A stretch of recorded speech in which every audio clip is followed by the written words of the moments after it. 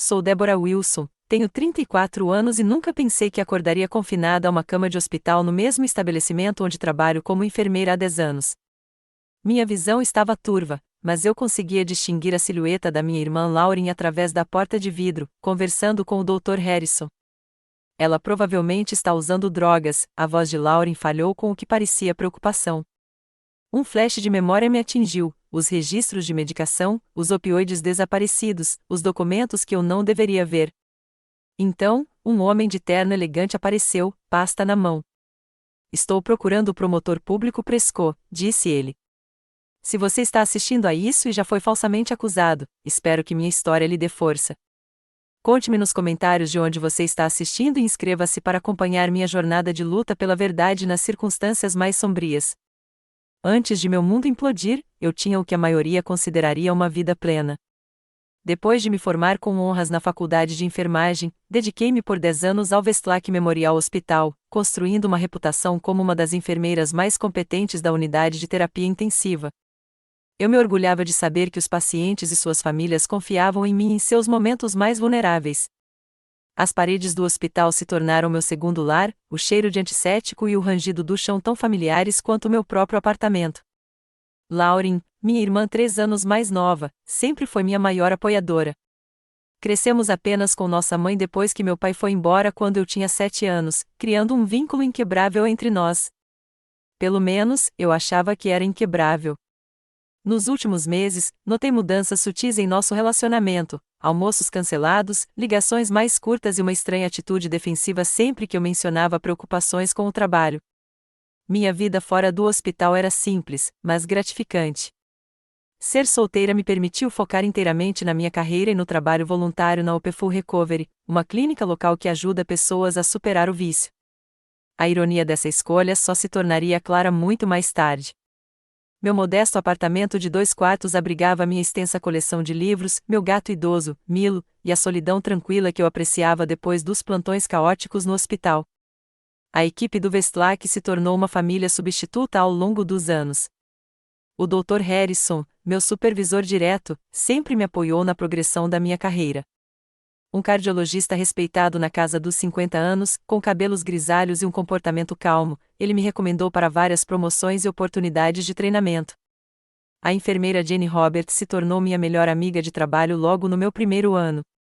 Compartilhávamos a mesma dedicação ao atendimento ao paciente e aos padrões éticos, muitas vezes nos apoiando mutuamente em emergências familiares ou em dias de saúde mental tão necessários.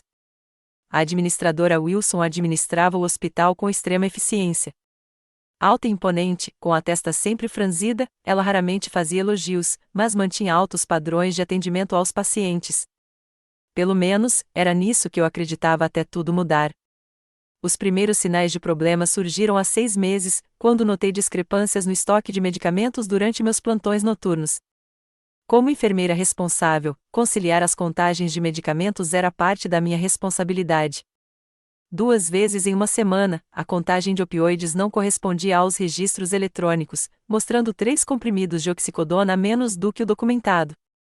Seguindo o protocolo, relatei essas discrepâncias à farmácia e ao Dr. Harrison, que me garantiu que investigariam. Quando discrepâncias semelhantes persistiram nas semanas seguintes, minhas preocupações aumentaram. A administração atribuiu os problemas a um novo sistema de registro eletrônico que estava sendo integrado ao nosso software existente. A explicação parecia plausível, mas havia algo de estranho na desconsideração leviana do que poderia indicar roubo de medicamentos. Naquela época, o Westlake Memorial anunciou uma nova parceria com a Prescott Pharmaceuticals, uma fornecedora regional que prometia modernizar nosso sistema de distribuição de medicamentos. O anúncio veio acompanhado de notícias de reestruturação orçamentária, cortes na equipe de enfermagem e nos recursos de atendimento aos pacientes, enquanto os executivos receberam reformas nos escritórios e aumentaram os orçamentos para viagens. Conheci o promotor Thomas Prescott na gala anual de arrecadação de fundos do hospital. Como proprietário da Prescott Pharmaceuticals e figura proeminente na política local, sua presença chamava a atenção. Com pouco mais de 60 anos, impecavelmente vestido em um terno caro, ele comandava o salão com charme experiente, fazendo doações substanciais e prometendo levar Westlake à era moderna da saúde. Durante nossa breve apresentação, Ele elogiou meu histórico de serviços, mas algo em seus olhos me deixou desconfortável, uma frieza calculista sob a fachada polida. Quando mencionei as recentes discrepâncias na medicação, seu sorriso não vacilou, mas seu olhar endureceu. Dores de crescimento com um novo sistema, disse ele, com desdém. Minha equipe me garante que tudo se regularizará em um mês. No dia seguinte, recebi um e-mail anunciando a redução do acesso ao sistema de inventário de medicamentos para a equipe de enfermagem, a fim de agilizar as operações. Agora, apenas a equipe da farmácia e os chefes de departamento teriam acesso total aos registros que eu estava revisando. O ambiente do hospital mudou sutilmente após o anúncio da parceria. As salas executivas passaram por reformas caras, enquanto a proporção enfermeiro-paciente aumentou além dos padrões de segurança. Novos equipamentos surgiram em departamentos frequentados por pacientes ricos e membros do conselho, enquanto os suprimentos diminuíram nas unidades de cuidados gerais. Quando a equipe levantou preocupações durante as reuniões, o administrador Wilson citou ajustes temporários durante o período de transição. Tentei discutir essas mudanças com Lauren durante nosso jantar mensal, mas ela parecia distraída e desconfortável. Quando insisti, ela admitiu que havia recentemente assumido um cargo no departamento jurídico da Presco Pharmaceuticals. É uma ótima oportunidade, disse ela, na defensiva. Os benefícios são incríveis e a cultura corporativa é muito positiva. Quando perguntei sobre potenciais conflitos de interesse com ela trabalhando para um fornecedor hospitalar, ela mudou de assunto abruptamente. Aquela noite marcou o início da distância entre nós, um abismo que se alargaria drasticamente nos meses seguintes e testaria os limites da lealdade familiar de maneiras que eu jamais imaginei serem possíveis. A descoberta que mudou tudo aconteceu durante um plantão noturno particularmente escasso. 3 enfermeiras ligaram para o hospital dizendo que estavam doentes com o mesmo vírus estomacal, deixando-me para cuidar de 16 pacientes com apenas uma auxiliar de enfermagem. Por volta das 2 da manhã, com os exames vitais concluídos e os medicamentos administrados, sentei-me no posto de enfermagem para colocar os prontuários em dia. O sistema do computador travou enquanto eu atualizava os prontuários dos pacientes, uma ocorrência frequente desde as novas atualizações. Seguindo as instruções do departamento de TI para essas situações, reiniciei o computador usando os códigos de acesso temporários de administrador que nos foram fornecidos. Algo deu errado com a sequência de login, em vez de retornar aos registros dos pacientes, me vi em um banco de dados administrativo restrito que eu nunca tinha visto antes. Meu primeiro instinto foi sair imediatamente, mas uma pasta chamada Executivo de Reconciliação de Estoque me chamou a atenção. Sabendo que talvez nunca mais tivesse esse acesso e movido por uma desconfiança crescente, cliquei. Os arquivos continham planilhas comparando relatórios oficiais de estoque enviados aos órgãos reguladores estaduais com documentos internos de rastreamento de medicamentos. As discrepâncias eram chocantes, não apenas alguns comprimidos aqui e ali, mas centenas de doses de opioides e outras substâncias controladas não contabilizadas a cada mês, sistematicamente removidas dos relatórios oficiais. O mais perturbador foi um documento intitulado Iniciativa de Canais de Distribuição P, que parecia detalhar como medicamentos desviados poderiam ser reembalados e distribuídos por meio de clínicas de dor afiliadas. Várias assinaturas eletrônicas do Dr. Harrison apareceram nos formulários de autorização, juntamente com a do administrador Wilson e uma terceira assinatura pertencente a TP Thomas Presco. Com as mãos trêmulas, tirei fotos rapidamente das telas com meu celular antes de me desconectar. Pela manhã, me senti enjoado com o peso do que havia descoberto. Não se tratava de simples erros de contabilidade ou mesmo de um roubo isolado, parecia um esquema organizado de desvio de recursos usando o hospital como fachada. Debati cuidadosamente meus próximos passos. O canal correto seria reportar ao Dr. Harrison, mas suas assinaturas naqueles documentos tornavam isso impossível. Ir diretamente ao administrador Wilson parecia igualmente perigoso. Decidi abordar a situação com cautela, testando o terreno com uma vaga investigação.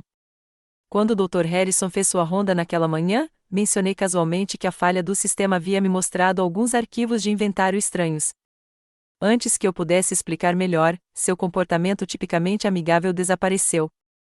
Esses arquivos são restritos por um motivo, enfermeiro Wilson. Acessá-los sem autorização é motivo para demissão. Sugiro que você esqueça o que quer que ache que viu. Seu tom ameaçador confirmou meus piores temores. Naquela tarde, confidenciei à enfermeira Jenny, mostrando-lhe as fotos que eu havia tirado. Seu rosto empalideceu enquanto ela as folheava. Isso explica muita coisa, sussurrou ela. Tenho notado pacientes recebendo doses menores do que as prescritas em certas unidades, especialmente pacientes idosos que podem não questionar seus cuidados. Jane revelou que tinha suas próprias preocupações sobre o gerenciamento de medicamentos, mas que se calava quando levantava questões. Juntos, decidimos documentar tudo: discrepâncias nos prontuários dos pacientes, contagens de medicamentos, padrões incomuns nas práticas de tratamento da dor. Criamos uma pasta online segura com senha para armazenar nossas evidências, cada um mantendo as informações de acesso em locais separados.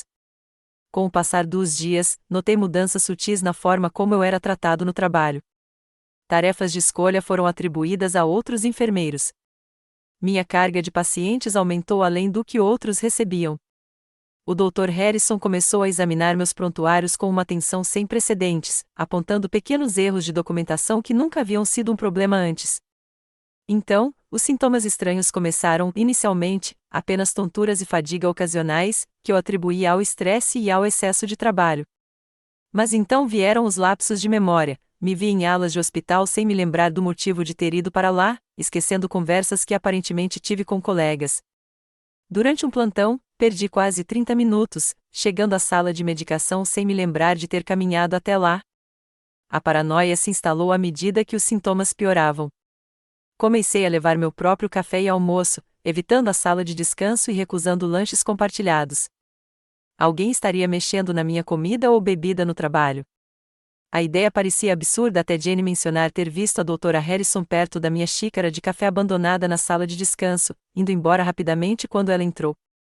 Enquanto isso, meu relacionamento com Lauren piorou ainda mais. Quando finalmente conversamos, ela parecia cada vez mais preocupada com meu comportamento paranoico e a obsessão pela administração do hospital.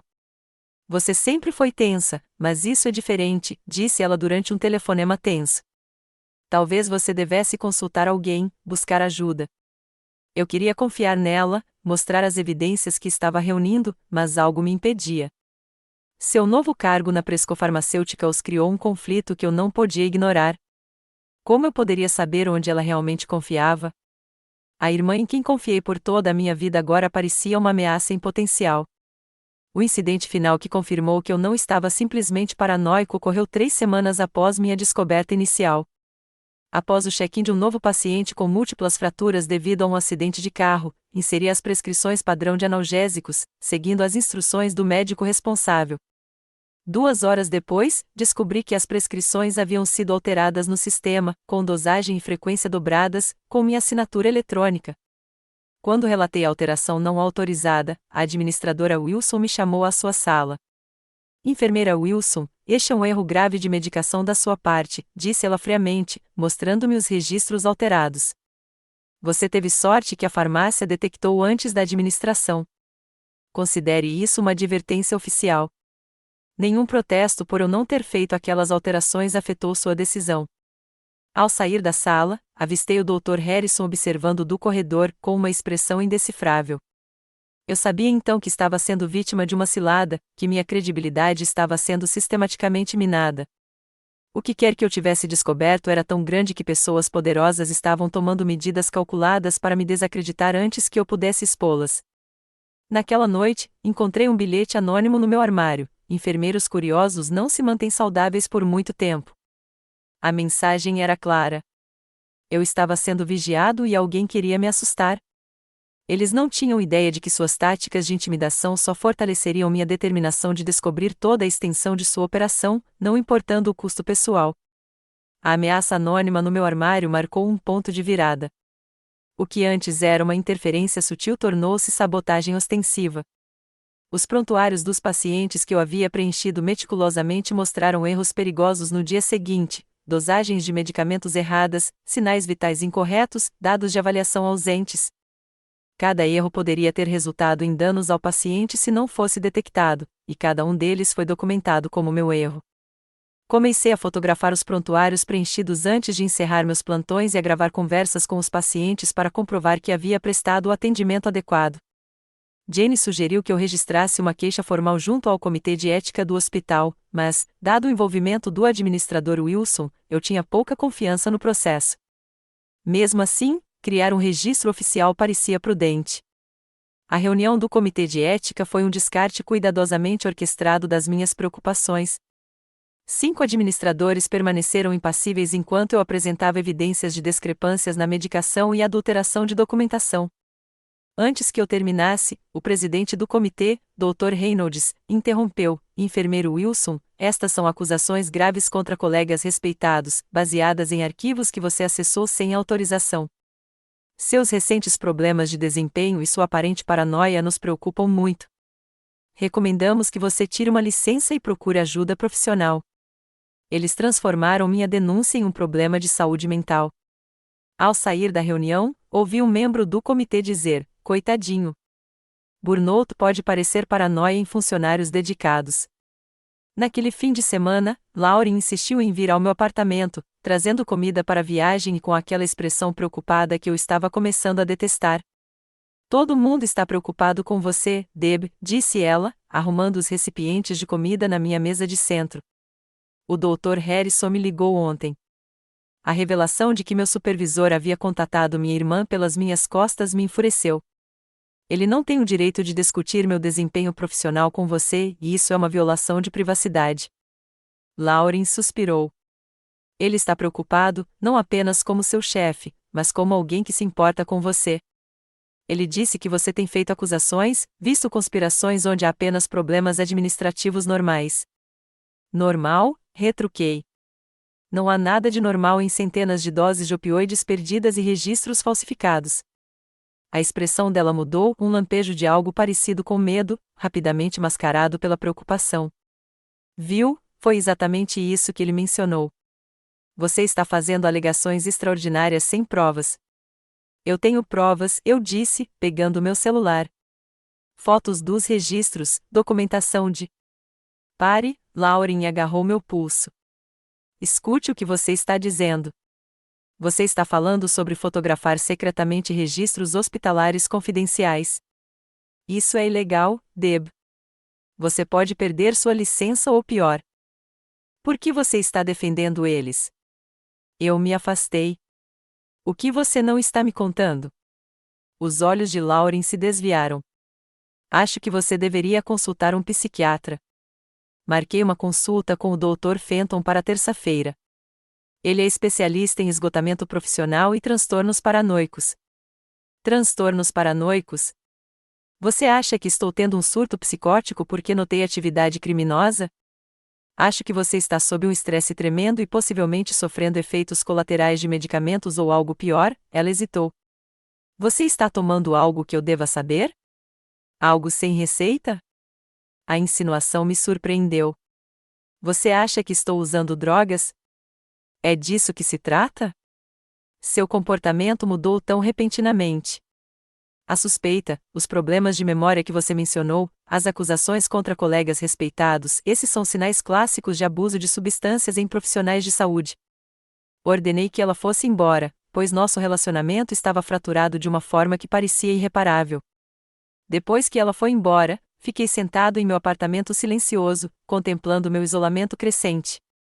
A única pessoa que ainda acreditava em mim era Jenny, e eu temia que o apoio dela a estivesse colocando em risco. Na semana seguinte, encontrei-me secretamente com Michael Davis, um jornalista investigativo que já havia denunciado corrupção no governo local. Nos encontramos em um café a 32 quilômetros do hospital, onde era improvável que eu encontrasse colegas. Michael analisou minhas evidências com grande interesse. Isso se encaixa em um padrão que observamos nas operações de Prescott, disse-ele calmamente. Sua empresa farmacêutica foi denunciada por padrões de distribuição suspeitos, mas as investigações misteriosamente pararam. Sua posição como promotor público lhe confere uma influência incomum. Você acha que ele está usando seu cargo público para proteger atividades ilegais? Michael assentiu. E a parceria com o hospital oferece a cobertura perfeita para desvios. Os comprimidos desaparecem do estoque do hospital, reaparecem nas clínicas de dor que eles controlam e depois vão para as ruas com preços exorbitantes. Pela primeira vez, alguém de fora da situação confirmou minhas preocupações. Michael prometeu investigar mais a fundo, combinando um novo encontro para dentro de uma semana. Esse encontro nunca aconteceu. Enquanto isso, meus sintomas físicos pioraram drasticamente. As tonturas ocasionais se transformaram em episódios frequentes de vertigem. Senti tremores nas mãos, devastadores para uma enfermeira que aplica injeções. O mais assustador eram os apagões, lacunas maiores na minha memória, às vezes horas perdidas do meu dia. Durante um desses episódios, imagens de segurança do hospital me mostraram entrando no depósito de narcóticos às 3 horas da manhã, embora eu não me lembrasse disso. Quando questionado, não tive explicação. A coincidência parecia perfeita demais. A segurança raramente revisava as imagens a menos que fosse solicitada, mas alguém havia gravado especificamente esta fita. Desesperado para entender o que estava acontecendo com meu corpo e minha mente, visitei uma clínica de pronto-socorro a 48 quilômetros de distância, usando meu nome do meio e pagando em dinheiro. Solicitei exames completos de sangue e urina, incluindo especificamente exames toxicológicos. Os resultados confirmaram minhas suspeitas. Meu organismo continha traços de haloperidol, um antipsicótico potente que nunca me foi prescrito, além de benzodiazepínicos e um sonífero. Alguém estava me drogando, provavelmente por meio de comida ou bebida no trabalho, causando sintomas que imitavam instabilidade mental e abuso de substâncias. Com essa informação em mãos, tentei entrar em contato com o Conselho Médico Estadual para relatar tanto o esquema de desvio de medicamentos quanto o meu envenenamento. A ligação foi conectada ao que parecia ser um sistema automatizado, mas, no meio do caminho, uma voz ao vivo me interrompeu. Obrigada pelo seu relato, senhorita Wilson. Entraremos em contato em breve. A ligação foi encerrada e ninguém retornou. Naquela noite, voltei ao meu apartamento e encontrei sinais sutis de intrusão, um livro ligeiramente desalinhado, meu laptop em uma posição diferente da que eu havia deixado, Milo escondido debaixo da cama em vez de me receber na porta. Minha pasta de evidências havia sido acessada, e o registro de tentativas de senha mostrava várias entradas com falha. Felizmente, eu tinha feito backup de tudo em uma conta segura na nuvem e em um disco criptografado escondido no exaustor do meu banheiro. Liguei para Michael várias vezes nos 2 dias seguintes, mas o telefone dele caiu direto na caixa postal. O editor dele alegou que ele havia tirado uma licença pessoal inesperada. O momento era conveniente demais para ser mera coincidência. Com minha rede de apoio se desintegrando e as evidências de sabotagem ativa se acumulando, tomei uma decisão desesperada. Instalei pequenas câmeras no meu armário e na área de descanso, usando dispositivos comprados com dinheiro em uma loja de eletrônicos a 3 cidades de distância. Se alguém estivesse mexendo nos meus pertences ou na minha comida, eu teria provas. Nunca tive a chance de recuperar essas imagens. No meu turno seguinte, enquanto verificava o soro de um paciente, a sala começou a girar violentamente. Minhas pernas cederam, a escuridão invadindo as bordas da minha visão. A última coisa de que me lembro foi o botão de chamada do paciente caindo da minha mão enquanto eu desabava. Em meio à névoa da semiconsciência, ouvi vozes familiares. O tom de pânico de Lauren cortou a névoa. O que está acontecendo com ela? Ela vai ficar bem? Então, a resposta clínica do Dr. Harrison: estamos fazendo exames. Ela mencionou o uso de alguma substância recentemente? Algum histórico de uso de drogas? A voz de Lauren falhou ao responder. Ela provavelmente está drogada. Ela está paranoica há semanas, fazendo acusações absurdas. Eu estava tão preocupada. A traição era completa. Enquanto a escuridão me dominava novamente, eu me perguntava se algum dia teria a chance de provar minha inocência e expor a verdade. Fiquei entrando e saindo da consciência pelo que pareceram dias. Cada vez que eu emergia, rostos diferentes pairavam sobre mim. Enfermeiros com quem eu havia trabalhado agora me monitoravam como paciente, com expressões que variavam da compaixão à desconfiança. As algemas nos meus pulsos eram para minha segurança, explicaram quando protestei, citando um incidente do qual não conseguia me lembrar, em que aparentemente fiquei combativo. Num momento de lucidez, Lauren apareceu ao meu lado, com os olhos vermelhos de tanto chorar. Virei-me, incapaz de encará-la depois do que ouvirá. Por favor, ela sussurrou, pegando minha mão. Estou tentando te ajudar dizendo a eles que estou drogada. Minha voz soou estranha, rouca de desuso. Contei a eles o que observei, a paranoia, as acusações, o comportamento errático. Estou preocupada com você. Uma enfermeira entrou para verificar meus sinais vitais, e Lauren se endireitou, recompondo-se. Quando ficamos sozinhos novamente, ela se aproximou. Preciso te contar uma coisa. Ando saindo com alguém. É sério. A confissão aleatória me confundiu até ela continuar. O nome dele é James Prescott. Ele é filho de Thomas Prescott. A revelação me atingiu como um golpe físico. Minha própria irmã estava romanticamente envolvida com o filho do homem que eu suspeitava de orquestrar uma operação criminosa e provavelmente me drogar. Por quanto tempo? Perguntei, enquanto as peças se encaixavam. 6 meses. Nos conhecemos em um evento da empresa. Simplesmente aconteceu. Deb, ele não é o que você pensa. Os Prescott são filantropos respeitados. Thomas fez tanto por esta comunidade. Foi por isso que você conseguiu o emprego na empresa dele?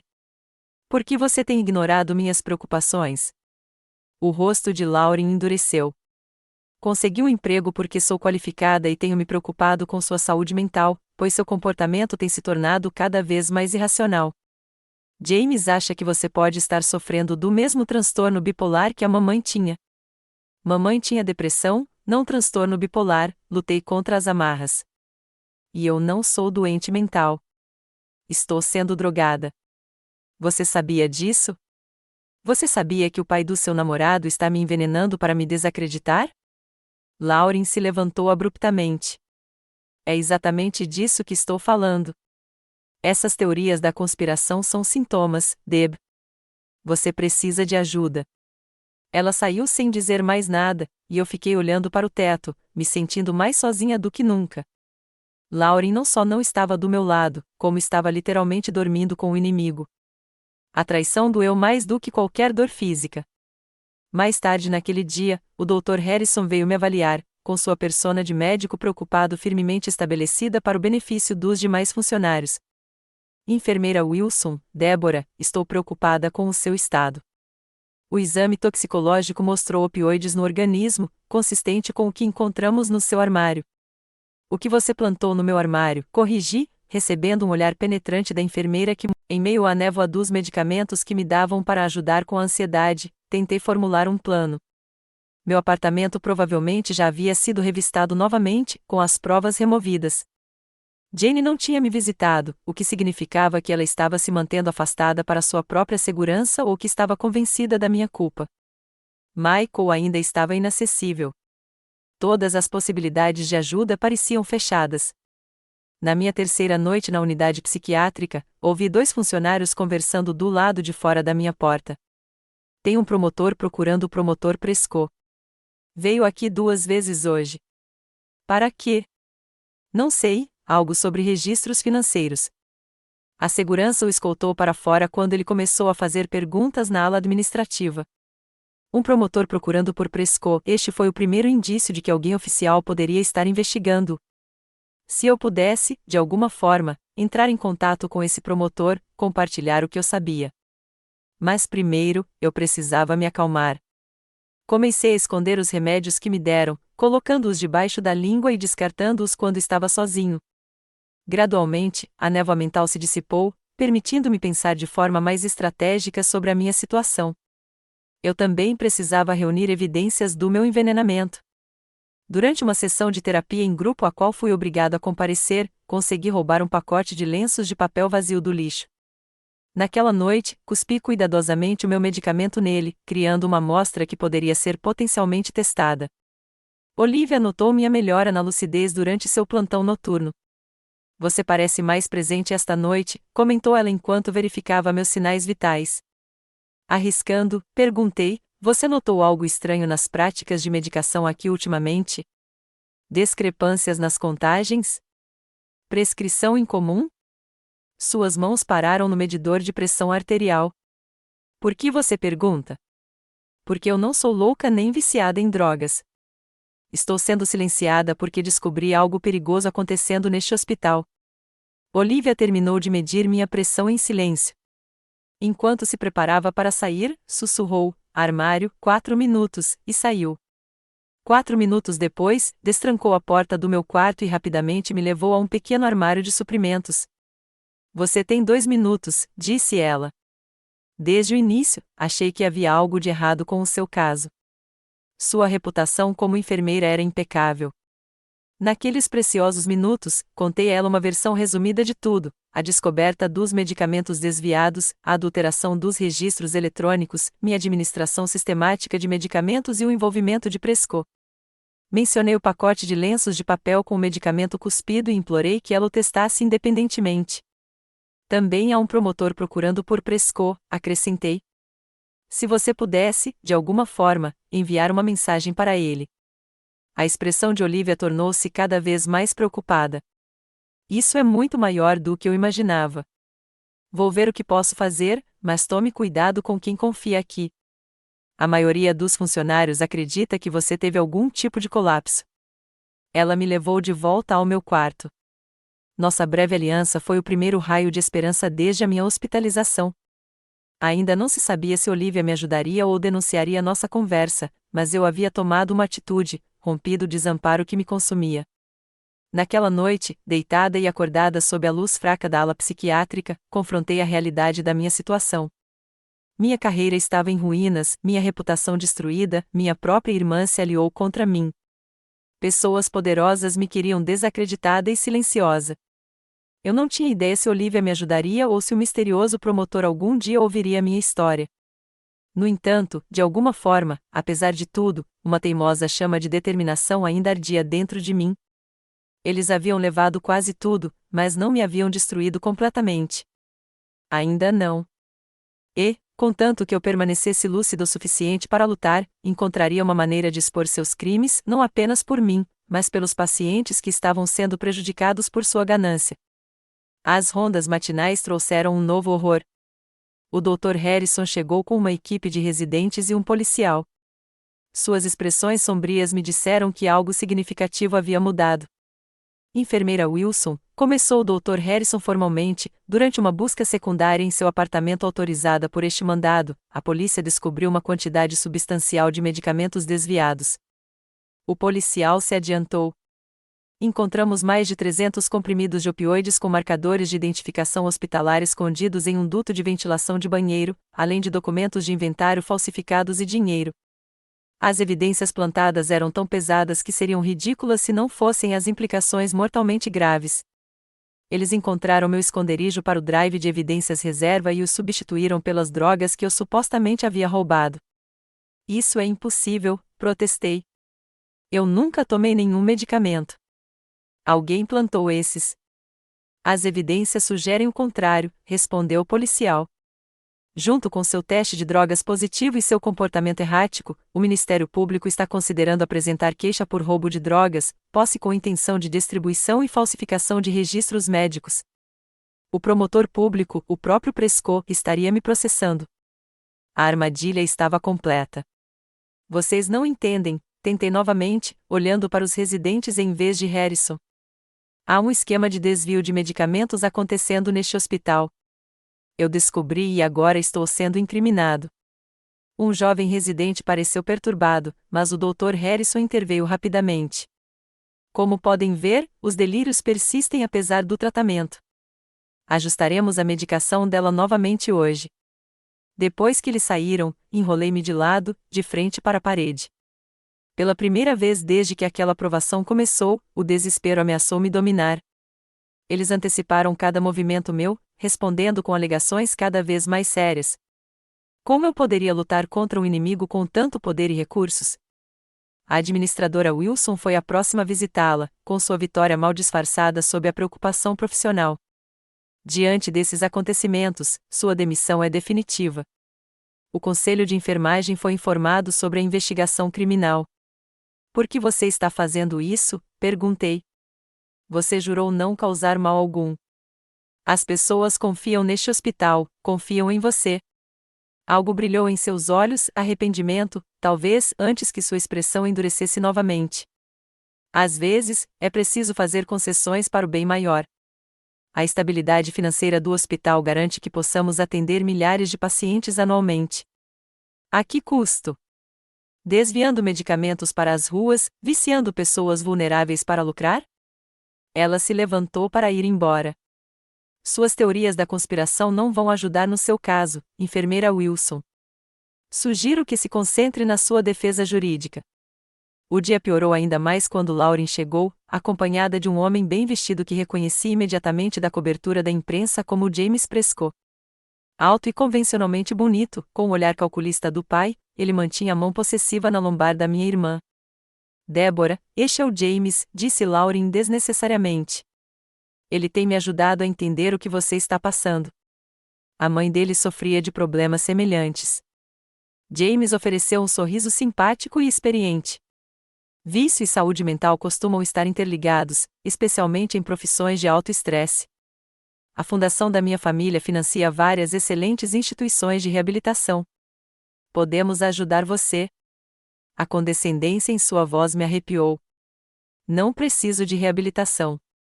Preciso de alguém para investigar o que seu pai e o Dr. Harrison estão fazendo. Seu sorriso não vacilou.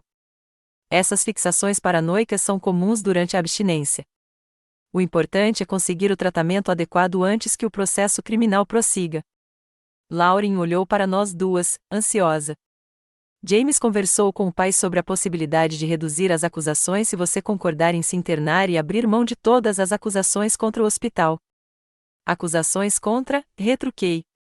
Quer dizer que eles querem que eu abra mão do meu direito de processá-los por me incriminarem e me drogarem, por destruírem minha carreira?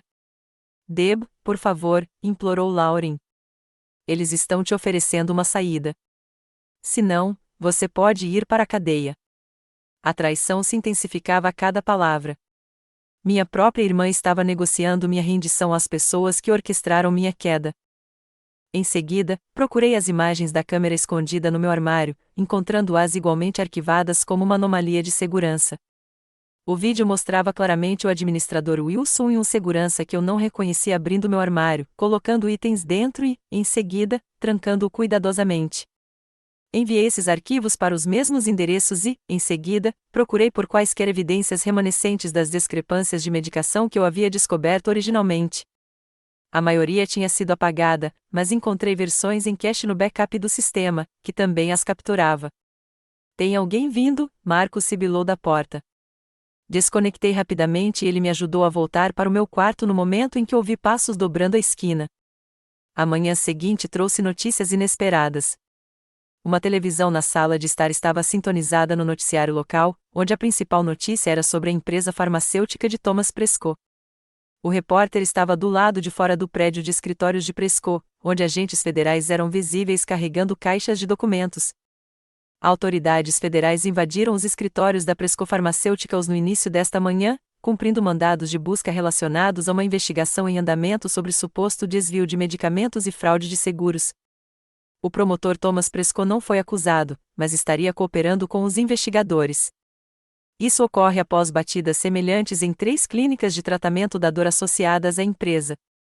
Os pacientes e a equipe que assistiam reagiram com surpresa, mas nenhum com tanta intensidade quanto eu. A investigação era real e estava avançando. Meu coração batia forte com uma esperança renovada. Mais tarde naquele dia, Jane finalmente conseguiu visitá-lo, trazendo notícias do mundo exterior. Recebi seu e-mail com os vídeos, sussurrou ela.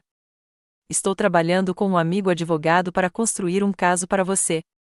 Documentamos tudo, as discrepâncias na medicação, o padrão de assédio depois que você as descobriu, depoimentos de funcionários que testemunharam seu declínio depois que começaram a medicá-la. Como você sabia que devia continuar lutando quando todos acreditavam que eu era louca ou viciada em drogas? Jane apertou minha mão. Porque eu te conheço, Deb. 10 anos trabalhando juntos, você não se torna uma viciada ou desenvolve psicose da noite para o dia. E quando comecei a procurar, o padrão ficou óbvio. Fizeram a mesma coisa com o Dr. Rivera no ano passado, quando ele questionou as práticas de cobrança. A notícia de que eu não era a primeira vítima deles confirmou minhas suspeitas e me deixou enojada. Há quanto tempo isso vinha acontecendo? Quantos outros haviam sido silenciados? Nossa visita foi interrompida quando uma enfermeira anunciou que eu tinha outra visita. Para minha surpresa, era Lauren, sozinha desta vez, com o rosto abatido e pálido. Precisamos conversar, disse ela assim que Jenny saiu. Tenho pensado e pesquisado um pouco. Ela olhou ao redor, nervosa. James e eu brigamos depois de te visitar. Ele disse algumas coisas que não faziam sentido, então comecei a pesquisar sobre a Presco Pharmaceuticals. O que você encontrou? Perguntei cuidadosamente, ainda não pronta para confiar em sua mudança repentina de ideia. O suficiente para me assustar, Deb. E-mails internos discutindo funcionários problemáticos no hospital, incluindo você, documentação de pagamentos ao Dr. Harrison rotulados como honorários de consultoria e uma minuta de contrato para o meu cargo que incluía explicitamente uma cláusula de confidencialidade sobre as reivindicações de qualquer membro da família contra a empresa ou o hospital. Eles te contrataram para ter influência e me controlar. Lauren assentiu, com lágrimas se formando. Eu não sabia. Juro. Achei que era uma oportunidade legítima.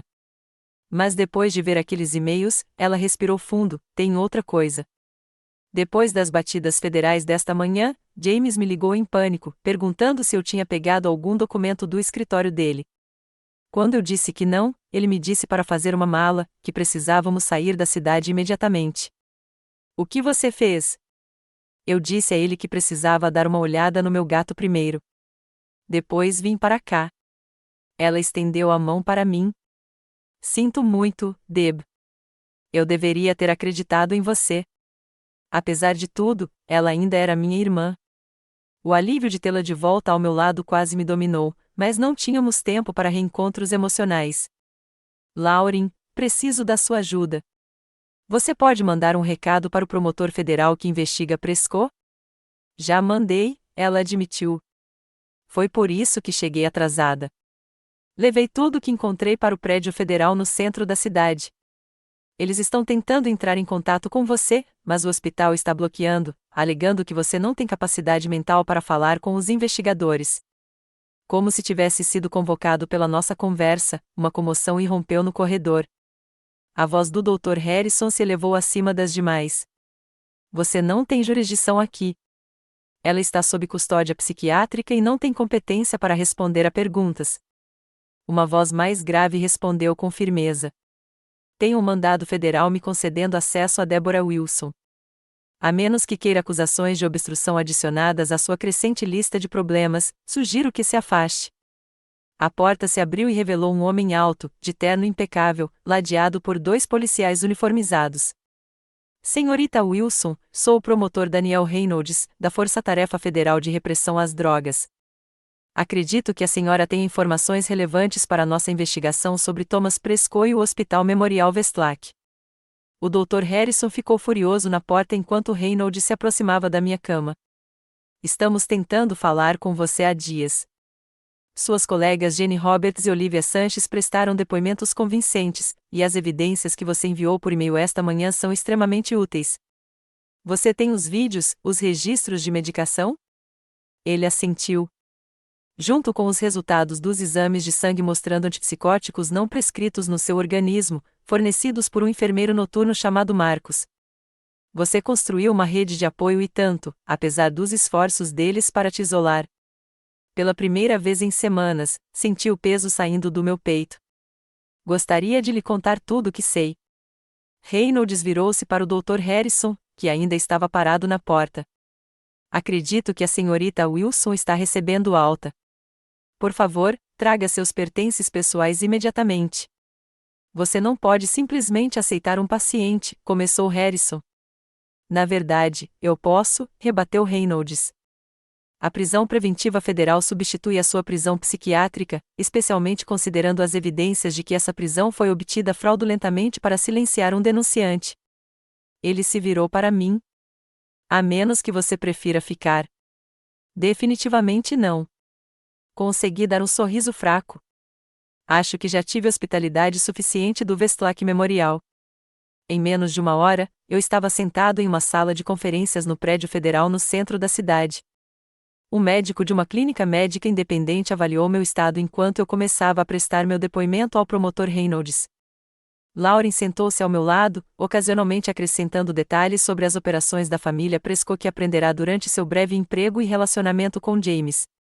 A história jorrou de mim, a descoberta inicial de medicamentos desaparecidos, a tentativa sistemática de me desacreditar, a administração de medicamentos, as evidências falsas. Reynolds tomou notas detalhadas, ocasionalmente fazendo perguntas esclarecedoras, mas principalmente me deixando falar sem interrupções. Isso vai além do que suspeitávamos inicialmente, disse ele quando terminei.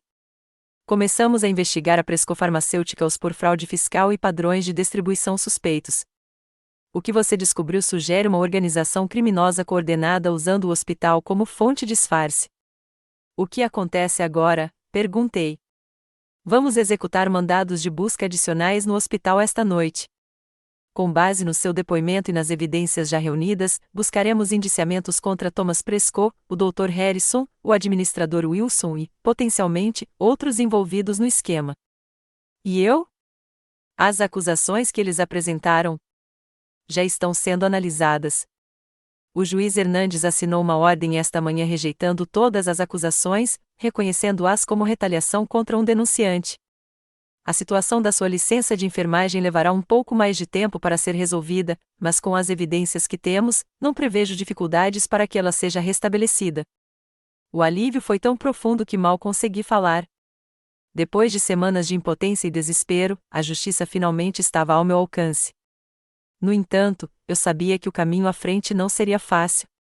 Minha reputação havia sido prejudicada, minha confiança abalada, minha sensação de segurança comprometida.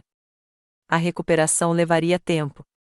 Mas, ao sair do prédio federal naquela noite, acompanhado por Lauren, para um hotel onde ficaríamos ambos sob custódia protetora até que as prisões fossem efetuadas, senti algo que quase havia esquecido: esperança.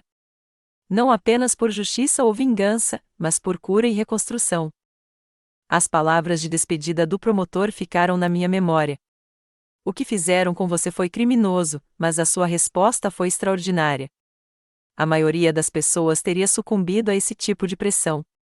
Sua coragem pode ter salvado inúmeras vidas. Pela primeira vez em semanas, dormi sem medo, sem restrições e sem a névoa de medicamentos indesejados. O dia seguinte traria seus próprios desafios, mas esta noite, finalmente, eu estava livre. A operação federal no Westlake Memorial Hospital dominou os noticiários locais por dias. Imagens mostraram o Dr. Harrison e o administrador Wilson sendo escoltados para fora algemados, caixas de evidências carregadas por agentes federais e funcionários do hospital atônitos reunidos do lado de fora, observando seu local de trabalho se transformar em uma cena de crime. A prisão de Thomas Presco ocorreu no dia seguinte em sua luxuosa propriedade. O outrora poderoso promotor distrital parecia pequeno e diminuído ao ser conduzido a um veículo federal que o aguardava. Seu filho James desapareceu antes que os mandados pudessem ser cumpridos, desencadeando uma caçada internacional que o localizaria nas Ilhas Cayman. Minha primeira semana de liberdade se concentrou na recuperação, desintoxicação dos medicamentos que me foram impostos, recuperação da força física e início de terapia para processar o trauma do que eu havia sofrido. Lauren permaneceu ao meu lado, e sua culpa por seu papel involuntário na minha aprovação se transformou em uma defesa ferrenha do meu caso. A extensão da atividade criminosa chocou até mesmo investigadores experientes. Além do hospital, a Presco Pharmaceuticals havia criado uma rede de clínicas de tratamento da dor, prescrevendo medicamentos desviados com lucros enormes. O esquema operou por quase 3 anos, resultando em milhões de dólares em ganhos ilegais e contribuindo para a crise dos opioides em nossa comunidade. Mais perturbadoras foram as outras vítimas, 3 ex-funcionários do hospital que também foram desacreditados ao perceberem irregularidades. Uma delas havia perdido completamente sua licença médica. Outra ainda lutava contra problemas de abuso de substâncias após ser deliberadamente exposta a opioides para criar dependência. O terceiro havia tirado a própria vida após sua reputação ser destruída. Seus relatos fortaleceram minha determinação de ver justiça feita, não apenas para mim, mas para todos nós. 6 semanas após minha libertação, testemunhei perante um grande júri, fornecendo relatos detalhados de tudo o que havia vivenciado e descoberto. Meu depoimento, combinado com as evidências coletadas nas buscas e depoimentos de outras testemunhas, resultou em indiciamentos por múltiplas acusações federais contra 12 pessoas envolvidas no esquema. O processo judicial avançou surpreendentemente rápido, impulsionado por provas contundentes e por vários réus que optaram por cooperar em troca de penas reduzidas. O Dr. Harrison recebeu 15 anos de prisão por seu papel central no esquema de desvio de recursos e no uso deliberado de drogas em funcionários do hospital. O administrador Wilson, que prestou depoimento crucial contra Presco, recebeu 8 anos de prisão. Thomas Prescott, enfrentando as acusações mais graves, aceitou um acordo judicial de 25 anos em vez de correr o risco de ser julgado. Durante esse período, Jane provou ser uma amiga inabalável, testemunhando em meu nome e me ajudando a navegar pelo processo burocrático de reativação da minha licença de enfermagem. Olivia e Marcos receberam proteções e elogios para denunciantes por sua coragem em me ajudar enquanto eu estava hospitalizada. Minha reivindicação profissional veio 3 meses após minha liberação, quando o Conselho Estadual de Enfermagem não apenas restabeleceu minha licença, como também emitiu um pedido formal de desculpas por sua atuação no meu caso. O hospital, sob uma administração totalmente nova, me ofereceu o cargo de volta com uma indenização significativa por demissão injusta. Recusei o cargo, mas aceitei o acordo, usando parte dele para estabelecer um fundo de defesa jurídica para denunciantes de saúde. Em vez de retornar à enfermagem de cabeceira, aceitei um cargo no Departamento Estadual de Saúde como defensora da segurança do paciente, com foco em segurança de medicamentos e proteção de denunciantes em unidades de saúde. Essa função me permitiu usar minha experiência para criar mudanças sistêmicas que impediriam que outros passassem pelo que eu havia enfrentado. A cura psicológica se mostrou mais desafiadora do que a profissional. Pesadelos atormentaram meu sono por meses, sonhos em que eu estava novamente imobilizada, drogada, incapaz de fazer com que alguém acreditasse em mim. A confiança, antes automática em meus relacionamentos profissionais, agora exigia um esforço consciente. Cada vez que eu entrava em um hospital, mesmo em minha nova função de supervisora, eu sentia um pânico momentâneo que exigia respiração concentrada para superar. A terapia ajudou, assim como o apoio daqueles que me apoiaram. Lauren e eu reconstruímos nosso relacionamento lentamente, lidando com as complexas emoções da traição e do perdão. Ela acabou testemunhando contra James Prescott quando ele foi extraditado, fornecendo provas que ajudaram a garantir sua condenação por conspiração e obstrução da justiça.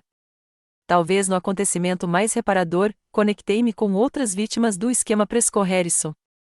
Juntos, formamos um grupo de apoio que acabou se tornando uma organização formal de defesa de profissionais de saúde alvos de denúncias de má conduta. Nossas experiências compartilhadas criaram laços que nos ajudaram a resgatar nosso senso de propósito e comunidade. 1 ano após o início da minha provação, subi a um pódio discursando em uma conferência sobre ética e responsabilização em saúde.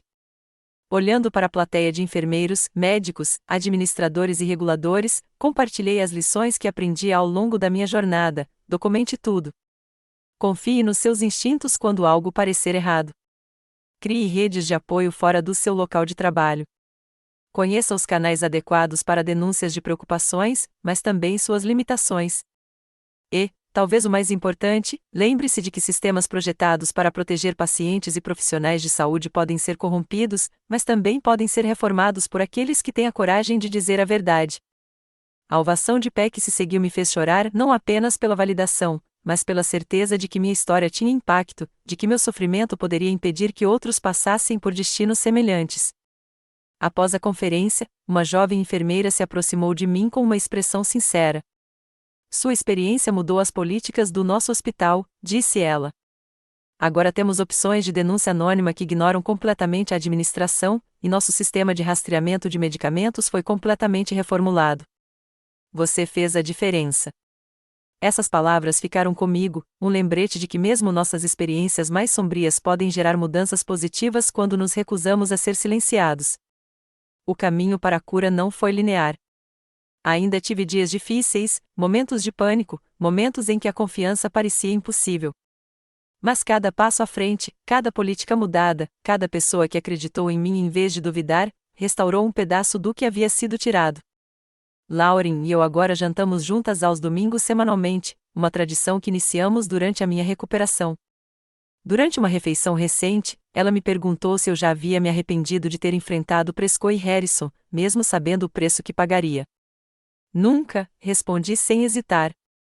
Quase me quebrou, mas ficar em silêncio teria quebrado algo ainda mais importante: minha integridade, meu propósito. Vale a pena lutar por algumas coisas, custe o que custar. Essa continua sendo a minha verdade, a minha lição da escuridão. Sistemas de poder podem ser corrompidos, mas a coragem individual, a persistência em dizer a verdade e a conexão humana podem superar até mesmo as tentativas mais coordenadas de silenciamento. Meu nome está limpo, meu propósito renovado e minha voz mais forte do que nunca. Se você está enfrentando sua própria batalha pela verdade, lembre-se da minha história. Documente tudo. Encontre aliados, mesmo em lugares inesperados. Confie nos seus instintos e nunca desista de lutar pelo que é certo, mesmo quando parece impossível. Você já se manifestou contra a corrupção ou foi acusado injustamente? Compartilhe suas experiências nos comentários abaixo. E se a minha história repercutiu em você, inscreva-se e compartilhe com outras pessoas que possam precisar ouvir que a justiça é possível, mesmo contra oponentes poderosos. Obrigada por ouvir minha jornada. E lembre-se, sua voz importa, sua verdade importa, e às vezes a coragem de uma pessoa pode mudar um sistema inteiro. Permaneça forte, vigilante e nunca pare de defender o que é certo.